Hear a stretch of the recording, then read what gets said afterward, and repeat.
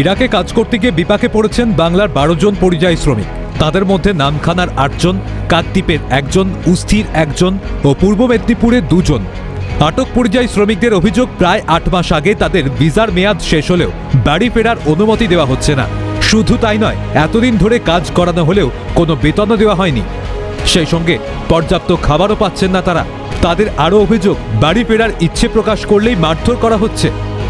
এই নিয়ে ইতিমধ্যেই মুখ্যমন্ত্রী মমতা বন্দ্যোপাধ্যায়ের কাছে বাড়ি ফেরার আবেদন জানিয়ে একটি ভিডিও সোশ্যাল মিডিয়ায় পোস্ট করেছেন তারা। এখানে আমাদের ইউপি, বিহার, আন্ধ্রা, তেলেঙ্গানা, সব মাদ্রাজি, আমাদের প্রায় 4-5 স্টেটের লোক এখানটা ফেসে আছে। এবার আমার কাকদ্বীপ থানা, ওই নামখানা, আমাদের এখানে 15 লোক মতন আমার বাঙালি আছি টোটাল। আমাদের আসছি আজকে 3 বছর। আমাদের পাসপোর্ট শেষ হয়েছে, পাসপোর্ট লাগায়নি, রিনিউয়াল করায়নি, ভিসা শেষ হয়েছে, ভিসা লাগায়নি, মেডিকেলের কোনো ব্যবস্থা নেই, তারপর খাওয়া দাওয়া ঠিক নেই। আজকের 7-8 মাসের স্যালারি ফেসে আছে ভাই। আমাকে এটিতে কোনো ঘরে যাওয়ার কথা কইলে মারধর, বিভিন্ন রকমের পেশার দাটে।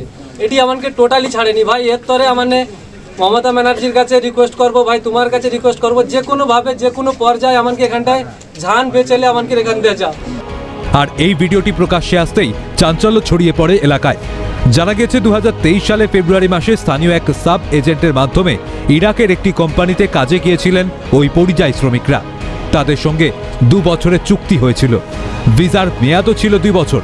অভিযোগ, মেয়াদ শেষ হয়ে যাওয়ার পরেও তারা বাড়ি ফিরতে পারছেন না। প্রায় 8 মাস ধরে বিনা বেতনে জোর করে তাদের কাজ করানো হচ্ছে। এই ইস্যুকে কেন্দ্র করে রাজ্য সরকারের হস্তক্ষেপের দাবি তুলেছেন পরিযায়ী শ্রমিকদের পরিবারের সদস্যরা। 2 বছরে গেমে গেছে, 1.5 লাখ টাকা খরচ করে গেছে, ইরাকে গেছে। এবারে আমার স্বামী 2 বছর 8 মাস হয়ে গেছে, 2 বছরে ভিসাতে গেছে, 2 বছর শেষ হয়ে গেছে। এবারে 8 মাস ওখানে আটকে আছে, পয়সা কড়ি দেয় না। আর 2-3 মাস ছাড়া করে যদিও স্যালারি পত্র দেয়, খাওয়া দাওয়া অনেক কিছু, অনেক কষ্টে আছে।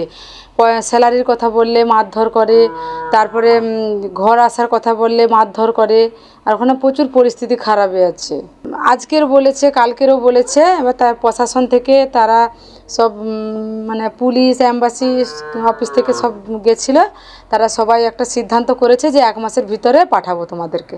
দিয়ে এখন 1,30,000 টাকা এখান থেকে ভরা করে নিয়ে গেছি, দিয়ে ওখানে আবদ্ধ। আমার ছেলে মনে করে আসেনি।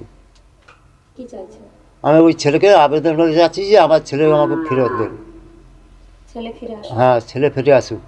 সেই গালির মধ্যে কবে গেছেন? উনি 3 বছরকে 2 মাস বাকি আছে। আর যাবার পর খুব কষ্টে, মোট খাওয়া দাওয়া বি দিচ্ছে না, টাকা পয়সা বি দিচ্ছে না, ঘরে বি খুব অসুবিধা। এখান থেকে ওই এই এর ভেতরে আশাপাশি 5 জন গেছে। তারপরে চন্দনপিড়ি 10 মাইলের তারা বেটা ছেলে গেছে, কিন্তু আমার এই আশেপাশে 5 জন গেছে।